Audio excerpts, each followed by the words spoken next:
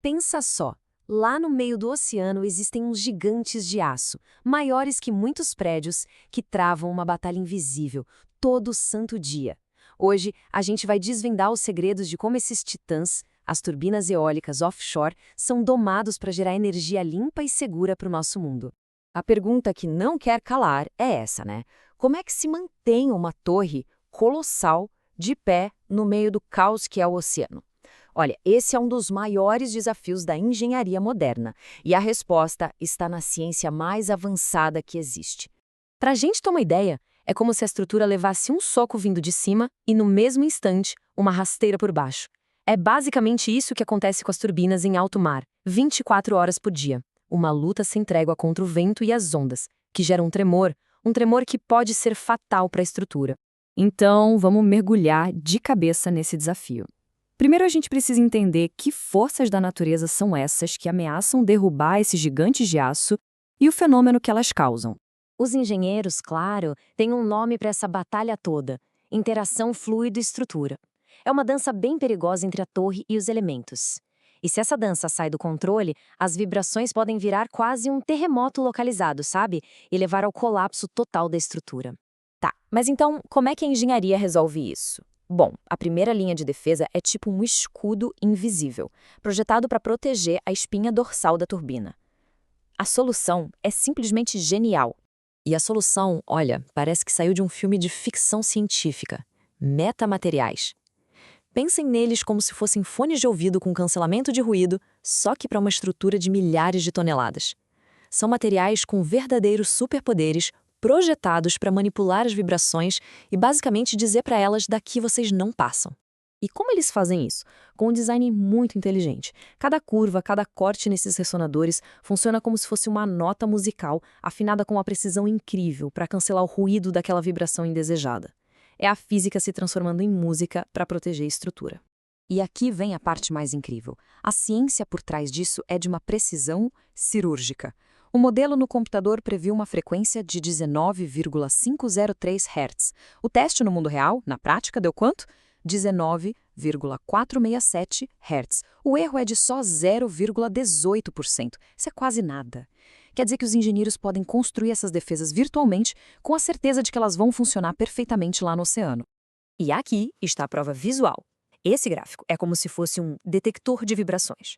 Aquele pico ali, bem grande, é o metamaterial em ação, literalmente engolindo a energia da vibração exatamente na frequência que era o alvo. É a ciência dizendo missão cumprida. Mas a batalha não acontece só do lado de fora, não. Existe um inimigo silencioso agindo bem no coração da turbina. Um problema que vem de dentro do próprio sistema de geração de energia. Pois é, lá no topo, naquela parte que chamam de nacelle, tem uma dança super complexa entre as engrenagens e o gerador. E essa dança acaba criando uma vibração traiçoeira, a vibração torsional. É como se o eixo de transmissão estivesse sendo torcido e retorcido sem parar, igual uma toalha molhada. Para derrotar esse inimigo interno, a estratégia é a mesma: começar no mundo virtual dos computadores para depois levar a batalha pro laboratório. Vamos seguir essa jornada, da teoria até a prática. Para entender o problema, os engenheiros usam um truque brilhante, o tal modelo de duas massas. Eles simplificam todo o sistema complexo em só dois pontos: a turbina de um lado, o gerador do outro, e os dois conectados por uma mola. É como transformar um mecanismo gigante em um desenho simples para entender direitinho como ele se move. E é aqui que a mágica acontece. Essa é a bancada experimental. É basicamente uma turbina eólica em miniatura construída dentro de um laboratório.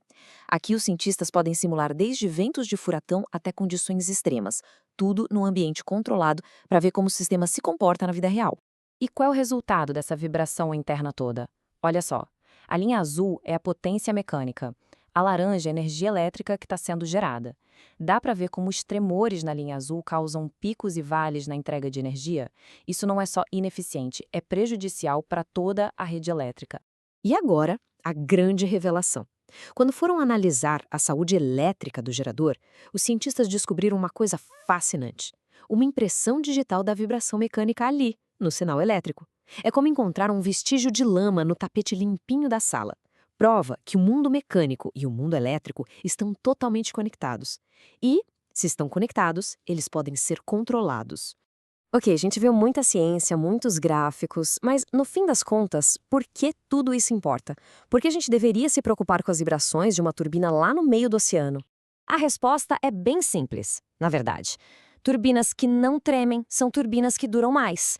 E turbinas que duram mais significam energia mais barata e mais confiável para todo mundo. Cada avanço nessa luta contra as vibrações é um passo gigante para um futuro onde a energia limpa não seja só uma opção, mas a melhor opção de todas. A ciência que a gente viu hoje nos ensina a construir estruturas que se protegem sozinhas, que se defendem. E isso nos leva a uma última pergunta.